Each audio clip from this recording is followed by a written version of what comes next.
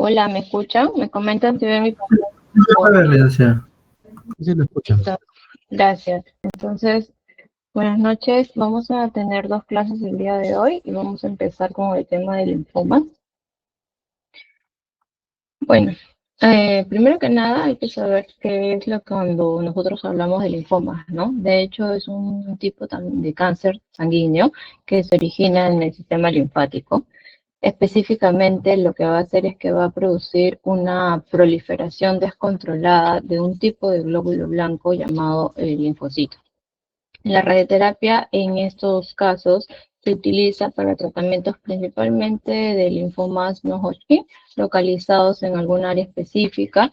Ya puede ser como terapias de consolidación después de un tratamiento con quimioterapia para reducir las recaídas de la enfermedad o como terapia paliativa para aliviar algunos síntomas, ¿no? También puede emplearse técnicas avanzadas para administrar la radiación de alta precisión, como ya las hemos visto, como BIMAT, sobre todo, para mejorar la seguridad y la efectividad del tratamiento. En cuanto a la epidemiología, de hecho, los linfomas Hodgkin o no Hodgkin representan el quinto lugar de incidencia en nuestro país y esta incidencia se ha visto incrementar en las últimas décadas, ¿no?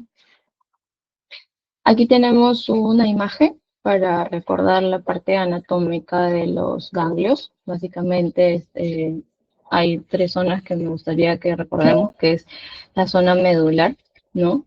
Donde están las células plasmáticas, la zona, el centro germinal de la célula, donde ocurre la proliferación de las células B, y el área paracortical, ¿no? Que es donde están las células T. En cuanto a los subtipos histológicos, nosotros sabemos que cuando hablamos de linfomas vamos a tener dos tipos específicamente, ya sean los linfomas Hodgkin o los linfomas no Hodgkin, ¿no? Primero vamos a hablar de los linfomas de Hodgkin, ¿no? Tenemos dentro de su clasificación a los linfomas clásicos o no clásicos.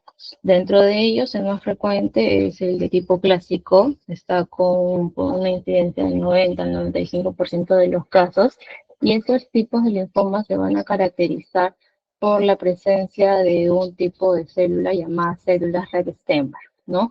O también denominadas ojo de búho, ¿no? Como vemos aquí en la figura. Estos tipos de linfomas, al examen de la inmunohistoquímica, se van a ver, hay una proteína en específico que evalúan, que es la proteína CD20, que suele estar inactiva para estos tipos de linfomas, ¿no? Ahora, en cuanto a la incidencia por subtipos histológicos, hay una marcada diferencia entre los casos que se presentan en países europeos, Estados Unidos y Canadá, a los tipos de casos que se presentan en países de tercer mundo, Sudamérica, África, ¿no? ¿Cómo así? ¿No? Vemos que en los países de primer mundo se ve una mayor frecuencia de casos para el tipo histológico de esclerosis nodular, ¿no? Aproximadamente el 70%. Y esto está más arraigado, se puede presentar tanto en varones y mujeres de la edad joven, digámoslo así, de 30 a 35 años. El 10 al 20% de los casos va a estar asociado al virus de Epstein-Barr.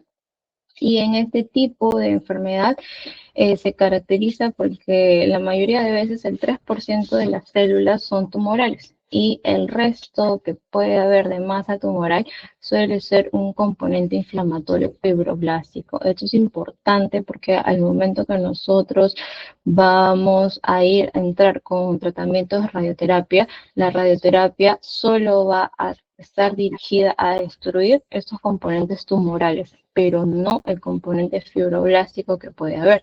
Es por eso que es importante que un paciente tenga pruebas de PET-CT para poder detectar la enfermedad real que puede estar localizada en alguna zona o la persistencia después de algún tratamiento de quimioterapia. Otro tipo de eh, linfoma clásico es el de celularidad mixta, que representa el 20 al 25% de los casos, el predominantemente linfocíticas, el 5%, Y muy raras son las linfomas de presión linfocitaria, ¿no? Que son el 1% de los casos. ¿Qué pasa en países como Perú, Sudamérica o África? Estos casos no son los mismos, ¿no? En nuestro país se observa una mayores tasas en tipos de linfomas de celularidad mixta o de linfoma de presión linfocitaria. Y de hecho, en este último, casi el 100% de los casos está asociado a la presencia de los virus de Epstein-Barr, ¿no? ¿Y por qué estos son los tipos histológicos más comunes aquí? Debido a las altas tasas tanto del virus del Epstein-Barr que les mencioné o al virus de inmunodeficiencia humana, ¿no? O VIH. En cuanto al linfoma no clásico, también llamado nodular o predominantemente linfocítico nodular, este no es tan común como el otro, ¿no? Se presenta en solo el 5% de los casos.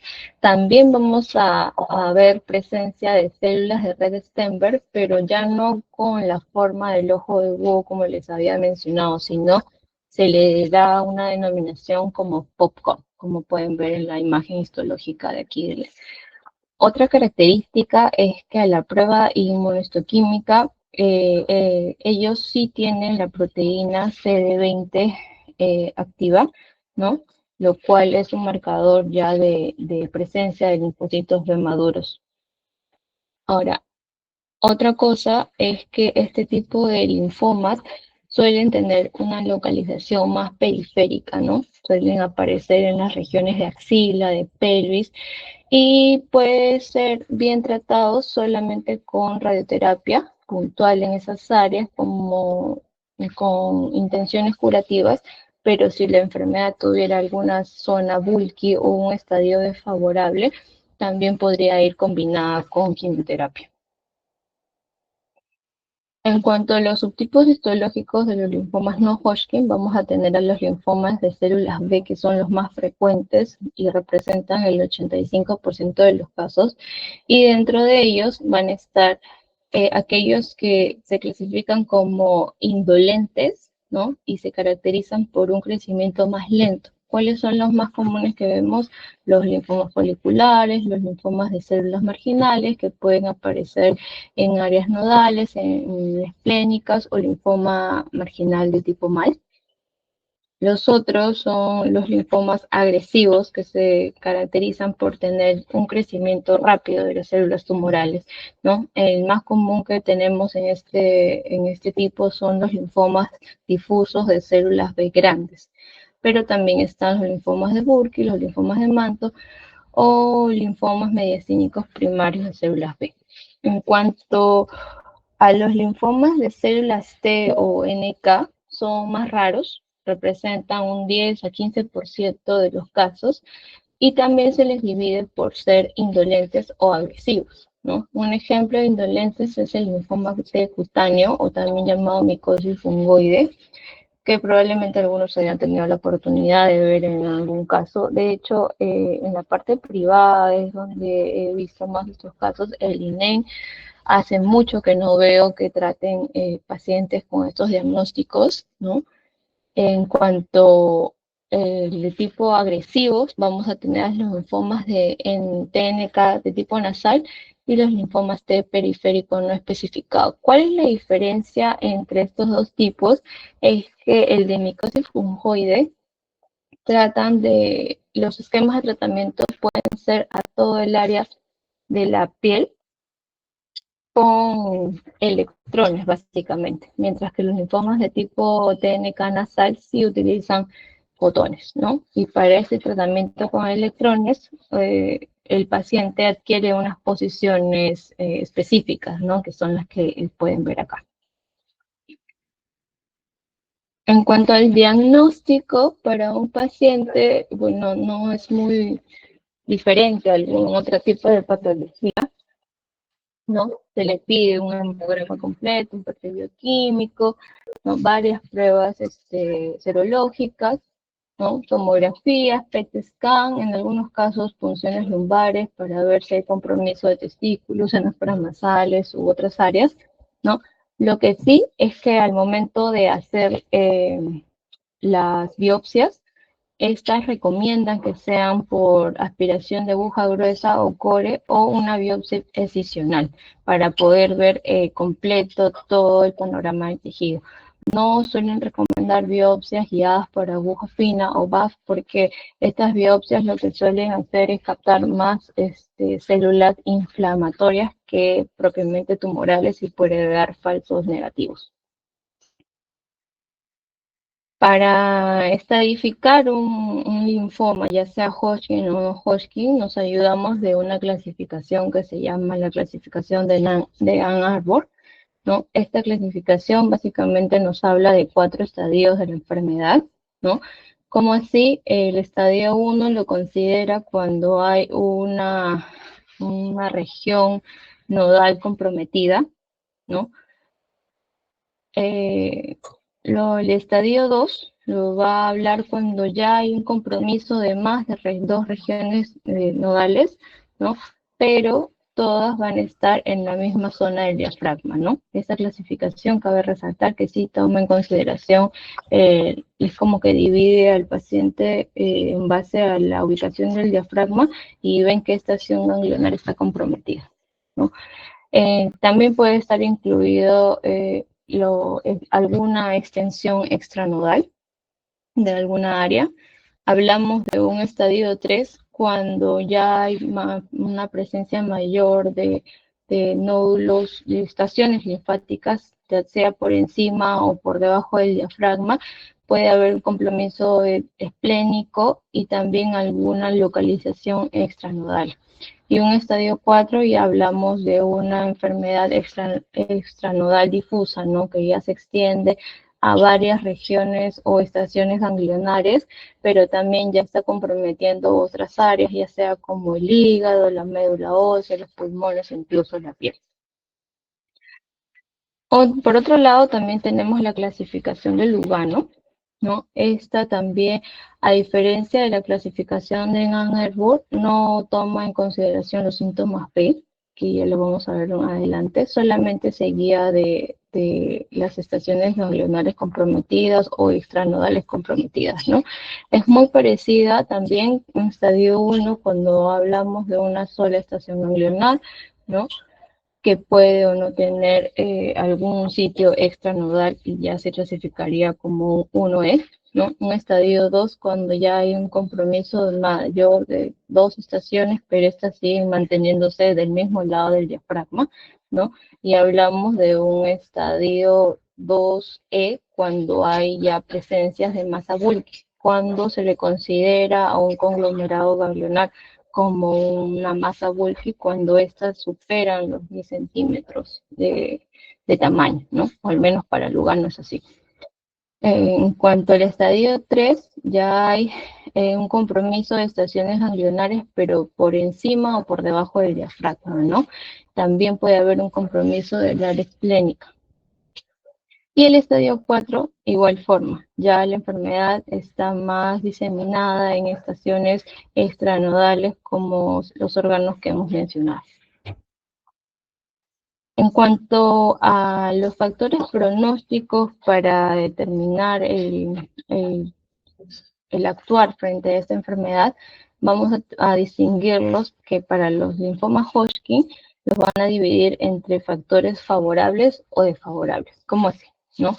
Van a evaluar si hay presencias de masa bulky, ¿no? Si la velocidad de sedimentación globular está normal o está elevada, ¿no? Y esto es un marcador de inflamación que puede haber en el cuerpo, ¿no? Se le considera favorable cuando solamente están comprometidas de 1 a 2 áreas ganglionares, mientras que cuando hay un compromiso mayor a 3 áreas ganglionares, ya estamos frente a una estación desfavorable, ¿no? Cuando hay compromiso extranodal, también es una situación desfavorable, ¿no? Y si es que hay o no presencia de síntomas B, ¿no?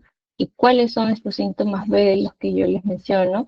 Básicamente son fiebres nocturnas, pérdida de peso o sudoración nocturna. ¿no? Eso es importante que se esté especificado en las historias clínicas porque estos síntomas B generalmente ya están relacionados a un mal pronóstico porque nos avisa que la enfermedad es más sistémica que regional, ¿no? Entonces, para el estadiaje, ellos van a considerar el tamaño de las masas Wilkis, ¿no? Las estaciones ganglionares comprometidas, en qué áreas se encuentran, si están por encima o debajo del diafragma, y la presencia de síntomas B, ¿no? Ahora, en qué momento actúa la radioterapia frente a estos escenarios, ¿no? Cuando hablamos de linfomas de Hodgkin en estadios favorables, ya sea 1A o 2A, sin factores de riesgo aparentes, sí la radioterapia está indicada para el tratamiento de estos pacientes, pero va a ser después de un tratamiento de quimioterapia, ¿no? Generalmente de 2 a 3 ciclos de ABVD, ¿no? Para evaluar la respuesta, y si tiene este paciente una respuesta completa, pues se le da un curso de radioterapia que va a ir de 20 a 30 grays. Y de hecho, este es el grupo donde la radioterapia mantiene mejores tasas de curación, ¿no? Mientras que por otro lado, si estamos frente a una enfermedad temprana, pero con riesgos desfavorables, también la radioterapia está indicada, pero el fraccionamiento de la dosis cambia, tanto de la dosis como de la quimio. Ya no van a ser 2 o 3 ciclos de quimioterapia, sino aumentamos un ciclo más de ABVD y la escala de dosis va de 30 a 36. ¿Veis? En formas avanzados, ¿no? Ya de estadio 2B con masa Fulkis o estadios 3 o 4, la radioterapia ya se vuelve una opcional para los médicos o tendrían que evaluar el manejo que se tendría que hacer con estos pacientes. ¿Por qué? Porque ellos con el PET van a ver si qué tanto está comprometida la zona, si hubo una masa bulky inicial o si hay alguna célula remanente. Entonces, van a evaluar si esto condiciona las funciones del paciente o si solamente lo tendrían manejar con quimioterapia, ya sea con esquemas de ABVD o incluso podían utilizar esquemas más abrasivos como son los de Vico. Si bien es cierto, los esquemas de Vico, los estudios indican que tienen mejor control tumoral del paciente, también son más tóxicos para él. Entonces, al momento que han hecho la comparación de estos dos esquemas, el ABVD ofrece un control local aceptable, ¿no? Sin la toxicidad que implicaría un esquema de Vico. ¿No? Por otro lado, cuando hay masas bulkis iniciales que puedan ser mayor a 10 centímetros y comprometen más de un tercio del mediastino, también la radioterapia está indicada y la utilizan como terapias de consolidación que van de 30 a 36 grays a ese volumen bulky o a donde estuvo esa masa bulky, ¿no? Y esto va a ayudar a futuras recaídas locales, ¿no? También si es que hay enfermedad residual con PET positivo luego de la quimioterapia, también suele indicar tratamientos de radioterapia, pero esto va a depender del área que está comprometida y del tamaño, ¿no? Y bueno, esto, siguiente. En cuanto a los factores pronósticos para los linfomas no Hodgkin, no van a usar las escalas de Ann Arbor generalmente, no se guían de eso, sino más de las de Lugano y del índice de pronóstico internacional o también llamado IPI, ¿no? Que ellos evalúan más que nada por la edad del paciente, qué tan avanzada está esta enfermedad y cuál es el estatus performance que ellos tienen, ¿no? Entonces, este IPI también se ajustó para pacientes que están con estadios avanzados, que pueden ser de 3 a 4, pero que son menores de 60 años. También se les hace, lo que se hace es que se evalúa el paciente, se le pone una numeración, recuerdo el riesgo que mencionan estos criterios y lo determinan si es bajo, de bajo riesgo, de intermedio bajo, intermedio alto o alto. Y en base a eso, pues deciden si los tratamientos van a ir acompañados de radioterapia. No. Como les mencioné, el linfoma no Hodgkin varía, los tratamientos van a variar según el tipo y el estadio de la enfermedad, la edad del paciente y el estado de salud general con el que ellos lleguen al centro, ¿no? Y pueden incluir la quimioterapia, la inmunoterapia, la radioterapia e incluso la observación en algunos linfomas de crecimiento lento, ¿no? En cuanto al linfoma folicular, ¿no? En etapas estadio 1 o 2 que son localizadas, la radioterapia está indicada, pero solo al campo, a la estación nodal comprometida, ¿no? Y de hecho es el tratamiento estándar que maneja, ¿no? También se plantea la observación en casos sin factores de riesgo en sitios con RT problemática, ¿no? O sea, sitios que sean o que estén órganos de riesgo muy sensibles al tratamiento. ¿Cuál es el esquema que manejan? Manejan de 24 a 30 grays y la radioterapia solamente es exclusiva si puede resultar en una supervivencia libre de progresión de enfermedad prolongada de 40 a 50 años, ¿no? En estadios 3 a 4, que son enfermedades ya más avanzadas, ¿no? La radioterapia está indicada para la paliación o el control local de síntomas en casos seleccionados, como ganglios que sean demasiado grandes o enfermedades voluminosas, ¿no?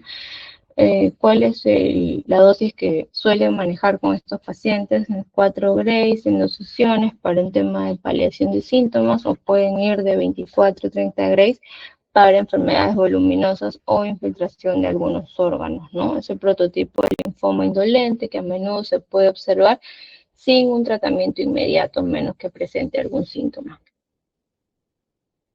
En cuanto al linfoma de la zona marginal, ¿no? Les hablé, el más común es el de tipo de mal, que puede ser gastrointestinales en el 50%, orbitales, pulmón, piel, tiroides, glándulas salivales, etcétera, ¿no? Por ejemplo, aquí tenemos un caso de un linfoma gástrico, ¿no? Un hombre de 65 años, ¿no? De zona marginal. Le van a plantear una dosis de 30 grays y de hecho la dosis va de 30 a 36 grays como terapias de consolidación. Puede estar acompañada con o sin quimioterapia, ¿no? Sin embargo, este tipo de linfomas se suele presentar en la mayoría de casos en etapas avanzadas. Ahora, si a mí me llevara a un servicio un paciente con un diagnóstico de un linfoma gástrico, importante que yo tenga que considerar la preparación que le voy a indicar para este paciente antes de su cita de simulación. Porque normalmente a cualquier paciente que se va a tratar la zona gástrica, se le recomienda un ayuno de 4 a 6 horas para que el estómago no esté distendido, ¿no? Y el campo de tratamiento no sea tan amplio. Eso tenemos que tener en cuenta al momento que vamos a evaluar un paciente, ¿no? Preguntarle y también indicarles que para el sucesivo, para todos los tratamientos, también debe venir con este tipo de ayuno para que el campo de tratamiento no salga de los volúmenes que van a determinar. Otro caso que tenemos aquí es un linfoma primario del sistema nervioso central, ¿no? Este tratamiento se le da como una consolidación después de la quimioterapia de dosis altas de metotrexato, ¿no? Y la radio para estos casos solo es exclusiva para pacientes que no sean candidatos a quimioterapia, ¿no? La dosis va de 30 a 36 grays en campos holocraniales, ¿no? Pero tenemos que tener en cuenta que un campo holocranial, perdón, también puede generar neurotoxicidad, ¿no? Especialmente en pacientes mayores de 60 años, por lo que se usan dosis más bajas si fuese necesario, ¿no? En este caso es un linfoma primario del sistema nervioso central de una mujer de 70 años, ¿no? un linfoma difuso de células B grandes, ¿no? Le dan esos exámenes, sale positivo y han optado por un tratamiento 3D, ¿no? Ya son dos campos, ya sea lateral, dos laterales les da, y ese tratamiento en particular no ha tenido una protección de hipocampo, ¿no? También para determinar si es que van a ser tratamientos de radioterapia con protección de hipocampo, uno de los factores que toman en cuenta es la edad y el estatus general del paciente. Otro tipo de linfoma del que hemos hablado es el linfoma de células TNK de tipo nasal, ¿no? En este ejemplo, el tumor afectó toda la cavidad nasal izquierda y el tratamiento se realizó solo con radioterapia, ¿no? Vemos que son volúmenes que netamente van localizados al área tumoral, no se extienden a regiones ganglionares cervicales, ¿no? Pueden ir acompañados de esquemas de quimioterapia concomitante y las dosis varían, ¿no? Varían, pueden ir de los 50 grays o como terapias de consolidación residual de 30 a 40 grays en pacientes que hayan sido refractarios a la quimioterapia, pueden bajar, pueden sí o sí llegar a los 40 grays, ¿no? Estos pacientes manejan quimioterapias no de ABVD, sino de CHOP, R-CHOP, porque requiere regímenes de quimio más intensivos que los que manejan a los linfomas de Hodgkin, ¿no? Ahora, en este caso, si yo voy a tratar a un paciente con una enfermedad de un linfoma TNK, de tipo nasal, ¿cómo lo voy a simular? ¿No? Vemos que el tratamiento es localizado. Entonces yo puedo sencillamente utilizar una máscara corta y me va a mantener bien posicionada la cabeza. Ahora hay un detalle, que la enfermedad está justo en el área nasal, ¿no? Yo quiero proteger la cavidad oral y para eso es importante que los pacientes tengan un depresor de lengua para separar esta área y que el volumen de radiación salga de la cavidad oral, ¿no? Ahora, muchas veces este tipo de pacientes no respira por la nariz, ¿no? La mayoría respira por la boca. Y yo le coloco un baja lengua y le tapo toda la cavidad oral, hay un riesgo de que el paciente se pueda ahogar en la máquina de tratamiento o cuando yo esté realizando la simulación. Entonces, en esos casos, lo que hacemos es utilizar en bajas lenguas, pero con ayudas de una jeringa, ¿no? Las jeringas mantienen el orificio abierto, entonces la vía aérea no está comprometida ni el paciente puede estar tranquilo durante la simulación y sobre todo durante el tratamiento. En cuanto a los linfomas difusos de células B grandes, como habíamos mencionado, son los más frecuentes. La edad donde se presentan va de 64 años. Normalmente aparecen en estadios avanzados y el 40% de ellos tienen los famosos síntomas B, ¿no? Normalmente también hay afectación del sistema nervioso central, del tubo digestivo, la tiroides, el hígado o la piel. ¿Cuál es el manejo diagnóstico de este tipo de pacientes? Lo primero es que les piden las biopsia excisional del ganglio que encuentren inflamado, un examen físico para ver cuáles son las estaciones ganglionares comprometidas, les preguntan al paciente si tienen o no esos síntomas B, exámenes de laboratorio, y también hacer lo que es el PET-CT. Entonces es importante este examen porque si el PET-CT sale negativo, ya no es necesaria una biopsia de médula ósea.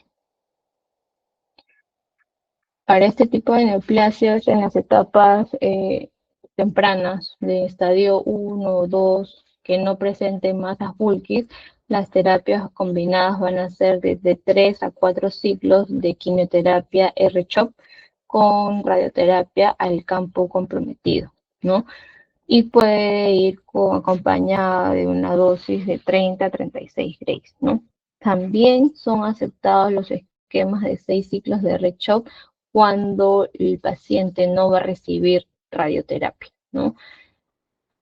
En etapas 1, 2, pero que tienen presencias de masas Wilkis, aumentan el ciclaje de la quimioterapia, ya no son de 3 a 4, pasan a 6 ciclos de R-CHOP, y en estos casos la radioterapia puede omitirse si el PET-CT es negativo al final, ¿no? De no ser negativo, puede también haber una terapia de consolidación que también llega de 30 a 36 Grays, ¿no? En estadios más avanzados, de 3 a 4, la radioterapia va a los sitios de donde estuvo las masas Wilkis y la afectación extranodal, ¿no? Particularmente la mayoría son óseas, después de 6 u 8 ciclos de R-CHOP de quimioterapia, ¿no? Y las dosis que manejan siguen siendo de 30 a 36 Grays, pero si es que hubiese una masa residual considerable y el PET saliese positivo, esta dosis puede subir de 36, perdón, a 45 Grays, ¿no? Entonces, el valor de la radioterapia en sí, en estadios avanzados, es un tema controversial para la mayoría de los médicos, aunque se ha demostrado el beneficio que este puede tener y el control local. En algunos estudios retrospectivos, la mayoría prefiere hacer un manejo solo con quimioterapia y reservar el manejo de la radio para algunos casos específicos de masas Wilkis que comprometan alguna función.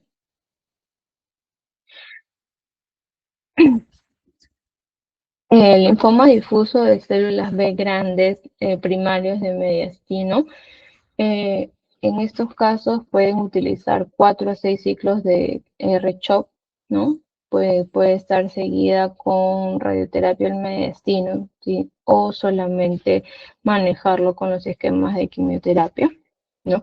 La dosis es más baja, ¿no? 23.4 suele ser, o si son terapias consolidadas, puede llegar a los 36 Grays, dependiendo del examen PET que hubo, ¿no? Si el PET, como habíamos mencionado, es negativo después de la quimio, pues la radioterapia en estos casos sí podría omitirse sin afectar los resultados a largo plazo. Entonces, la radioterapia en realidad en el manejo de linfomas ha ido evolucionando con los años de una forma que cada vez se intenta tratar de reducir los campos de radiación, ¿no? Antes los linfomas pues se trataban con radiación nodal que podía llegar a 50 o a 60 Grays. Esto lo hacían con técnicas de 2D, ¿no? Si bien es cierto, aseguraba un control local de la enfermedad, había una mayor toxicidad cardíaca y se veía que en los pacientes al momento que pasaban sus controles también provocaba neoplasias radioinducidas, ¿no? Como cáncer de piel o cáncer de mama. Luego apareció lo que es la radioterapia nodal subtotal, ¿no? Los famosos campos de Mantel, que eran campos que podían ser supra o infradiafragmáticos, ¿no? O la Y invertida para algunos casos, ¿no? Pero también los hemos dejado de usar debido a que irradiaban eran campos muy grandes y los pacientes también presentaban sintomatología ante estos campos de irradiación. Luego aparece lo que es la IFRNT, que son ya tratamientos en la era 3D, que solamente la radioterapia está dirigida para los campos involucrados en el diagnóstico, ¿no? Solamente lo que hacen es irradiar la estación nodal afectada o la estación nodal continua a esta afectación, ¿no? También apareció lo que es la INRT, que es una radiación nodal, pero está dirigida con la presencia del PET, ¿no? Donde la estación ganglionar que esté positiva para PET, esa es la zona que estarían tratando, ¿no? Pero el concepto actual ya es la ISRT, que es la radiación solo al sitio involucrado, solo a la estación ganglionar involucradas, ¿no? Que puede estar o no acompañada de quimioterapia. En los avances tecnológicos es importante estadificar al paciente, ¿no? Una buena estadificación para saber el manejo terapéutico que le van a hacer, evaluar la respuesta al tratamiento inicial con quimioterapia, ¿no? Darle seguimiento y seleccionar a aquellos pacientes que sean candidatos para radioterapia, ¿no? En cuanto a los volúmenes que van a tratar, lo que hacen normalmente es ubicar lo que es el GTB, pero prequimioterapia, ¿no? La enfermedad encontrada en los exámenes de PET generalmente, ¿no? A esta enfermedad le dan un volumen que incluye los sitios de la enfermedad inicial o remanente, considerando los cambios anatómicos después de la quimioterapia y finalmente el PTB, que lo realizan con una expansión de 0.5 a 1 centímetro para compensar las incertidumbres de posicionamiento o movimiento que pueda tener el paciente. Esa es una imagen de la terapia guiada por PET-CT. Como les dije, nos ayuda a identificar las estaciones ganglionares comprometidas, ¿no? Y eso es importante al momento de evaluar al paciente y saber qué tipo de técnica de tratamiento o inmovilización le vayamos a hacer. Si en las imágenes yo veo que mi paciente tiene áreas ganglionares cervicales, pues optaré por una máscara larga. Si mi paciente tiene áreas ganglionares cervicales y también las tiene axilares, también podría usar la máscara, pero debo separar los brazos del paciente, ¿no? Para evitar cuadros de radiodermitis en la zona axilar. Normalmente a esos pacientes les ponemos la máscara y hacemos que las manos las pongan en la cintura y le decimos que pongan los brazos en jarra, que le llamamos, ¿no? Si las estaciones ganglionares son en el área del abdomen o la pelvis, pues lo inmovilizaré como inmovilizamos a la mayoría de pacientes, ¿no? Brazos arriba, soporte de pies, puede ser rodillas, como el paciente esté más cómodo. Pero sí es importante identificar la estación ganglionar comprometida para decidir qué accesorios de inmovilización vamos a utilizar. Entonces, a manera de resumen, tenemos los linfomas Hodgkin y no Hodgkin, ¿no? La edad en la que aparecen a los Hodgkin tenemos en 2 picos, ¿no? Para adultos jóvenes, ¿no? Que pueden ir de los 20 años. Luego hay una fase en la que no se observan casos de enfermedad hasta los 50 años en adelante, que es donde aparece el otro pico de incidencia. Mientras que en los linfomas no Hodgkin vemos que los pacientes que más se ven afectados de esta enfermedad sí se ubican en un grupo determinado que van desde los 45 hasta los 55 años. En cuanto a la clínica, los linfomas Hodgkin se caracterizan por tener adenopatías localizadas, mientras que los no Hodgkin, la mayoría ya padecen en estadios avanzados, donde las adenopatías pueden ser suprainflamáticas, infrainflamáticas o pueden haber ya compromiso extranodal en algunos órganos, ¿no? Ambas pueden tener o no la presencia de síntomas B, sin embargo, para la decisión del tratamiento, estos síntomas B solo se los considera para linfomas de Hodgkin, ¿no? Los linfomas no Hodgkin no consideran la clasificación de Ann Arbor o los síntomas B, sino que se guían por el tipo histológico y el estatus performance del paciente para definir si es que van a recibir o no radioterapia, ¿no? Los estadios, como les dije, los linfomas Hodgkin sí suelen presentarse la mayoría en estadios tempranos, que pueden ser de 1 a 2, mientras que los no Hodgkin ya se presentan en la mayoría en estadios más avanzados de 3 a 4. La presencia de células red stem sí es importante, solo las vamos a observar en los linfomas de tipo Hodgkin, mientras que en los linfomas de no Hodgkin, esas células de red stem no se van a ver al microscopio. Y en cuanto al manejo de quimioterapia, sí está demarcado que para el linfoma de Hodgkin la opción terapéutica son los esquemas de ABVD según sea el estadio, mientras que para linfomas no Hodgkin la opción terapéutica son terapias de R-CHOP. ¿no? Ahí están los medicamentos que utilizan en el tema de las quimioterapias. Como conclusiones, tenemos que la evolución de la radioterapia en el manejo de linfomas enfatiza mucho la colaboración multidisciplinaria para poder balancear los beneficios del control tumoral local con la minimización de la toxicidad a largo plazo en una población de pacientes que cada vez tiene una mayor supervivencia, ¿no? Puede llegar a ser curativa en estadios localizados, ¿no? Puede también ser adyuvante o consolidante tras cursos de quimioterapia en enfermedades avanzadas o con masas bulkis, pero también la podemos utilizar de forma paliativa en enfermedades refractarias o sintomáticas. Muy bien, hemos terminado la primera parte.